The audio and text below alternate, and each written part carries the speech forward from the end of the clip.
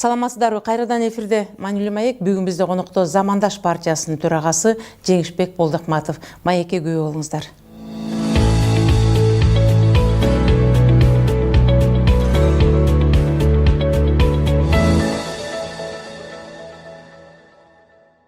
Саламатсызбы, Жеңишбек мырза, келе жаткан жаңы жылыңыз менен.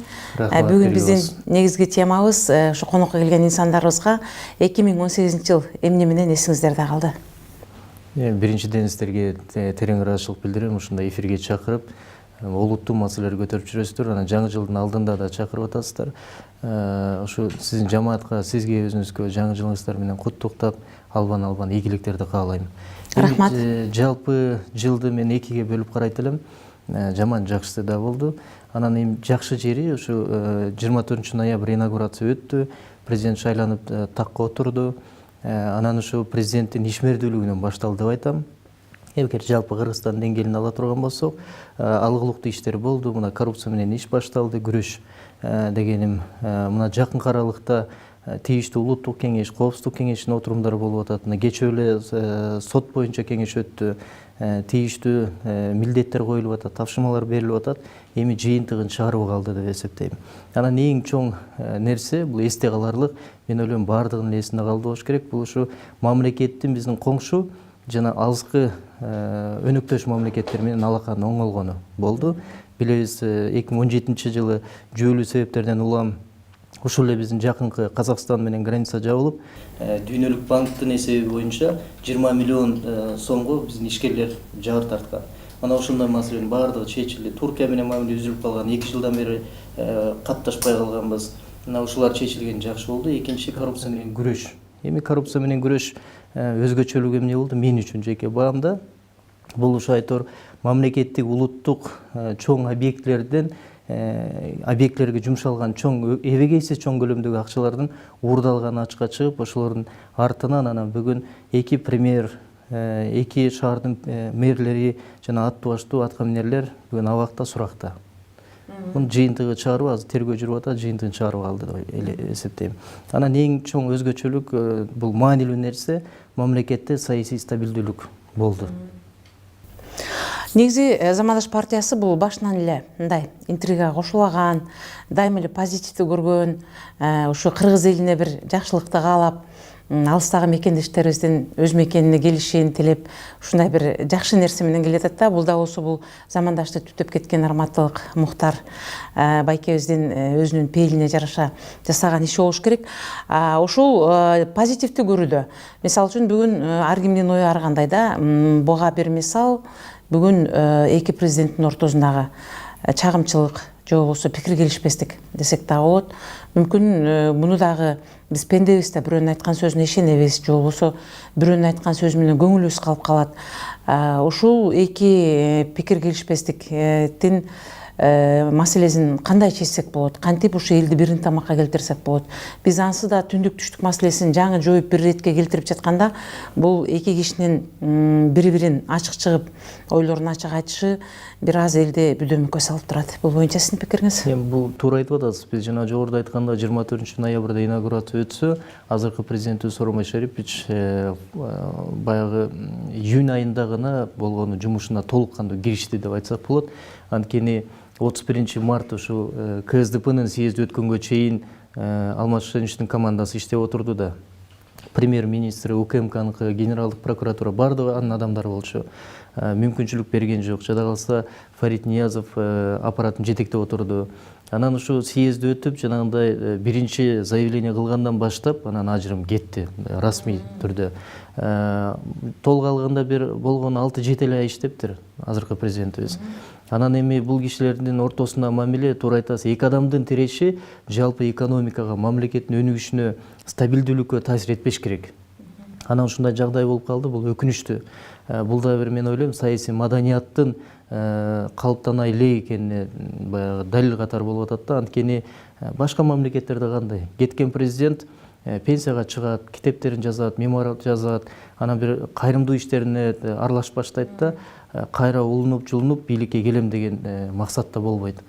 Анан эми мен ойлойм, бул чекит коюлду го дейм. Чекит коюлду, анткени акыркы жылды жыйынтыктаган презентацияда президент Сооронбай Шарипович так кесе айтпады. Мен эл тарабынан шайланып келгем, мен бир-эки топтун кызыкчылыгы үчүн эмес, элдин кызыкчылыгы үчүн иштейм деп убада берген, мен ошол убадама турам деп. Мен ойлойм, ушул эле нукта кетет. Жетиштүү ушул сөз эле. Ушул эле жетиштүү. Анан эми эки адамдын тирешин карап отуруп бериш дагы азыр учур эмес, азыр экономиканы көтөрө турган учур. Анан бир чоң бир маанилүү нерсе бар. Азыр өкмөттүн дагы, парламенттин дагы, жалпы президенттик аппараттын дагы, деги эле бийликтин мындан кийин шылтоо айтканга эч бир шылтоосу жок. Анткени митингдер жок, чуулгандуу окуялар жок, эч кандай бир тиреш жок. Азыр болгону экономикага көз сала турган учур. Сөзүңүз каралжы, дагы бир суроо ушул Замандаш партиясына тиешелүү. Негизи эле бул партия бир убакта тынч болуп, эч кандай эч нерсеге аралашпай, баягы бергенин жеп, бергенин алып эле отуруп калган учур болду эле. Бүгүнкү күндө Замандаш партиясы кичине мурункуга караганда активдүүрөөк элге аралашып, элдер менен жолугушуп, кыймылдап баштагандан кийин андай нерселерди сөздөр чийт эмеспи? Замандаш партиянын артынан бул келечектеги СДПКнын ордун баса турган, же болбосо президент ишене турган, президент тирек кыла турган партия Замандаш. Бул ошол жолго кетип жатат деген пикирлерин айтышууда. Бул боюнча жеке пикириңизди айтып кетсеңиз. Эми могу акыркы сөзүңүз жагымдуу. Анткени мен ойлойм ушундай болуш керек. Негизи бийликте парламент, президент, өкмөт үчөө тең бир нукта, бир багытта иштеш керек деп эсептейм да. Туура КСДПнын ордун, азыркы парламентте айрым фракциялардын ордун баса турган учур келди. Анан азыр Замандаш ошого толук кандуу даярдыгын көрүп атат. Эми жашырганда эмне? Анткени 20-жылы парламенттик шайлоо болот. Анан туура баамдадыңыз, ушу айтор акыркы жылдары Замандаштын кадамы басаңдап калган. Анын эң чоң себеби бул ушу партиянын ичинде башкаруу системасында болгон. Бул ушу тең төрөгалык деген кирип калган. Раматтылык Мухтарбек Сүйүнөлиевич каза болгондон баштап абдан көп төрагалар алмашкан. Мына ошондон улам 2018-жылы биз съезд өтүп, жалпы жыйында бир эле төрагалык болсун деп уставды алмаштырдык. Мына бүгүн тартипте жакшынакай нукта партия өзүнүн ишин улап келатат. Кийинки шайлоого даярдык күчүндө. Анан мен толук кошулам. Эмне үчүн парламентте КСДПнын ордун баспаш керек? КСДПнын өзүнүн ишин аткарып бүттү, тарыхый миссиясы бүттү деп эсептейм да. Жаш партиялар өсүш керек, э? Албетте, эми Замандаштын анын үстүнө өзгөчөлүгү 10 жылдык тарыхы бар, басып өткөн изи бар дегендей, анан элге кылган эмгеги зор. Мына Раматтылык Мухтарбек Сүйүнөлиевич эмне деген эбегейсиз чоң иштер жасап кеткен. Мына ошолорду улантып, биз ошо съездде бир принципиалдуу тарыхый чечим кабыл алганбыз. Ким келбесин, кандай жетекчи келбесин, Мухтарбек Сүйүнөлиевич чаап кеткен жол алмашпаш керек. Ошол баштаган идеология калыбында болуш керек деп баарын калыбына келтирдик. Бүгүн Ушу дагы бир нерсени тактап кетели, анткени бүгүн ушул ушак айыңдар, жаман сөздүн баардыгы эски жыл менен калып, жаңы жылда жаңыча жашоо болуп, жаңы Замандаш болуп деген сыяктуу. Дагы бир ушул Замандаш партиясы жөнүндө айтылып келген сөздөр, бул ошол Муктар Муракановдун убагында ал кишинин лидерлик касиети, же болбосо ошол кишинин адамдарды өзүнө тартып алуусу, эл менен сүйлөшө билүүсү деген сыяктуу нерселер менен Замандаш партиясына абдан көп мүчөлөр чогулуп, мигранттар дагы абдан тартылып, бир өзүнчө бир чоң бир ополтоодо өбөлгө катары кабыл алышып, жаштар дагы көп ишенип Замандаш партиясына чогулган дейт. Ал эми бүгүнкү күндө Замандашта ошондой лидердин жоктугуна байланыштуу көп мүчөлөр башка партияларга өтүп кетти. Замандаштын мурункудай жерлерде колдогон мүчөлөрү жок деген да пикирлер айтылат экен.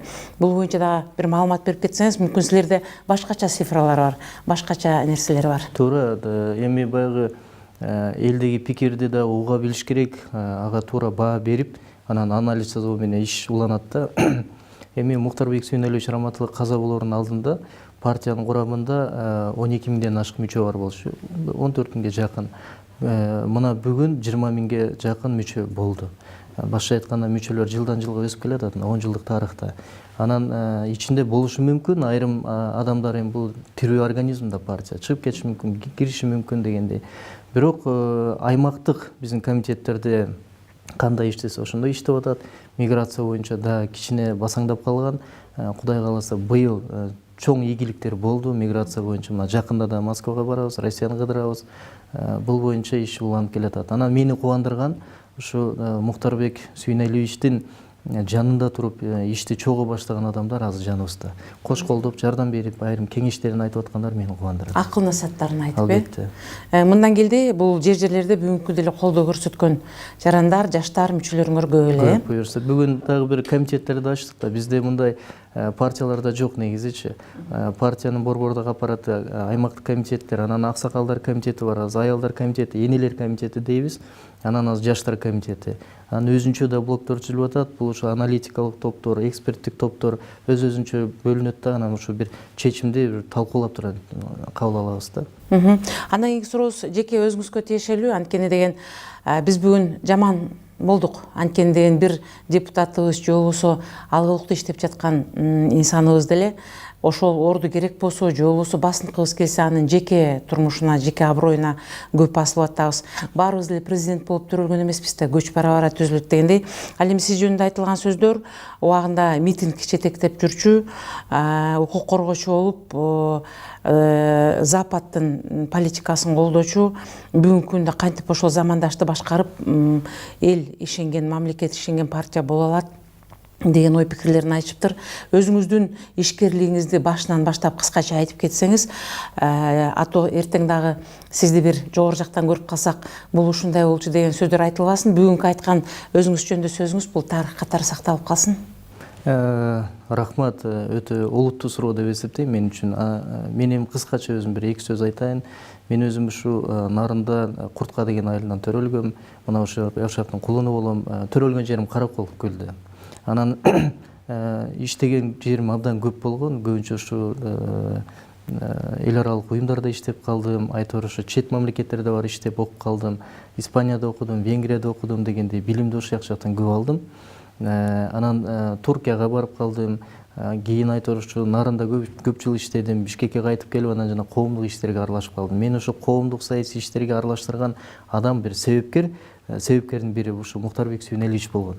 Өзү ошо төш белгине тагып, энем сен өсө турган бала экенсиң деп келгенде экөөбүз аябай тыгыз иштешебиз деп кеткенен 6 күндөн каза болуп калган. Мына ошон үчүн мен замандашты тандап, замандашка келип, замандашын жүгүн көтөрүп келаткан себебим ушул.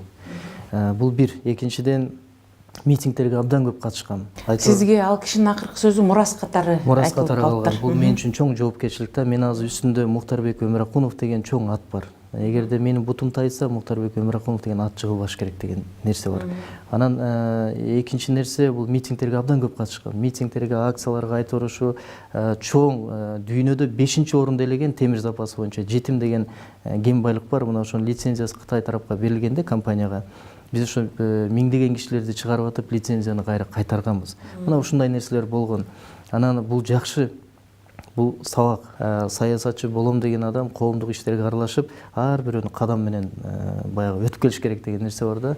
Ар бир нерсе мен үчүн чоң сабак болду, үлгү болду дегенде анан үйрөндүк да. Эл менен сүйлөшкөндү үйрөндүк. Акция, митингти, саясий партиянын лидери митингти өткөндү билиш керек. Адамдар чогултканды билиш керек, аларды менен сүйлөшкөндү билиш керек. Албетте бул мен үчүн бир жашоодогу ушу саясий коомдук иштеги бир тепкич болду. Анан эми партияга келип калган бул мен үчүн чоң мектеп. Анткени азыр жашым да ушуга келип атат. Кудай кааласа бир 40ка барып калганда мен ойлойм ушу өкмөттү башкарганга, жогорку кеңешке төрага болгонго эмне үчүн жарабайбыз? Мындай амбициозный максаттар болуш керек ар бир адамда. Эгерде максатың болбосо, алдыга койгон, көздөгөн бир багытың болбосо өспөйсүң. Анан жаныбызда команда. Эң чоң күч бул биздин командада. Анан бул ушундай коомдук иштерге аралашып, жанагындай иштерди аткарып калгандан кийин команда менен иштегенди үйрөнөсүң да. Мен жетишкеним ушул деп эсептейм. Жакшы экен. Анда эми сөзүбүздүн аягында Жеңиш мырза, мына келе жаткан жаңы жыл, жаңы өзгөрүүлөр, жаңы жетишкендиктер болот деп үмүт кылабыз. Кийинки сурообуз өзүңүздүн жеке жашооңуз, үй бүлөңүз. Анткени ар бир инсанда мен буга чейин дагы айтып жатам, үй бүлө деген бул негизги тирөөчү, колдоочу. Үйүңдө баары жакшы болсо, сен эртең менен ишке чыгып жумушка кеткениң, кечинде кайтып келгениң ошол нерседен көп таасир тийгизет. Анда эмесе ошо өзүңүздүн жеке үй бүлөңүз жөнүндө айтып кетсеңиз. Мен эми негизи чынын айтканда үй бүлөм жөнүндө көп айта бербейм. Мына менин атамдан, өзүмдүн атамдан каза болгону ал ушу интеллигенция коомунан болчу, тобунан каза болгонуна чейрек кылым болуп калды. Энебиз жалгыз 6 бир тууганыбызды бутуна тургузуп чоңойтtu. бүгүн ушу 6 тууганыбыз тең аман эсен үй бүлөлүү болдук. Өзүмдүн бир кызым бар, келинчегим үйдө, анан тирешим абдан жакшы, күчтүү. Ошон үчүн баягы үйдө тиреш кандай күчтүү болсо, эркек ошончо күчтүү болот деп коет эмеспи. Анан эми быйылкы жакшылыктарды айтсам, мына Кудайым буйрса мен бир тууган иним үйлөнүп, азыр ошо келин балабыз көз жарам деп турган учурум, 1-2 ай деп турабыз. Экинчиси менин кызым ошо бир бийге барып жүрүп эле бир жылдан бери. Анан мен ошо карай берчимин, ошо бийлей алат болду экен деп. Өзү да кичинекей да. Анан быйыл сахнага чыкты. Мына жакында эле Кыргыз драма театрына чыкты, опера театр, балетине чыкты. Анан көрүп алып мен аябай сыймыктандым. Бала деген өсөт турбайбы деп. Мына менин жетишкендиктерим ушу болду. Анан эң чоң менин байлыгым бул менин энекем. Энекем анткени ошо энебиз бизди жалгызбой ошо 6 тууганды өстүрүп, ушул даражага алып келген ошо энебиз. Жакшы экен.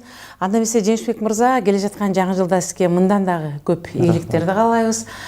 Максат коюп, кыялданып жашабаса, адам баласы эртеңки күнү караңгы болуп калат. Ошон үчүн бүгүнкү сиздин алдыга койгон максаттарыңыз абдан жакшы экен.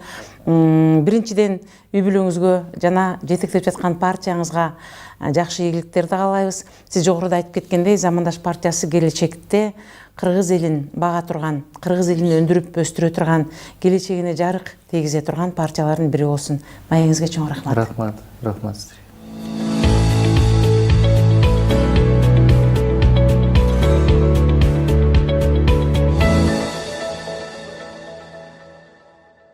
Ушуну менен маанилүү маегибиз соңуна чыкты. Сиздерге бүгүн Замандаш партиясынын төрагасы Жеңишбек Молдокматов келип маек куруп берди. Берүүнү мен Үмүт Мукамбетова алып бардым. Кайрадан кездешкенче саламатта болуңуздар.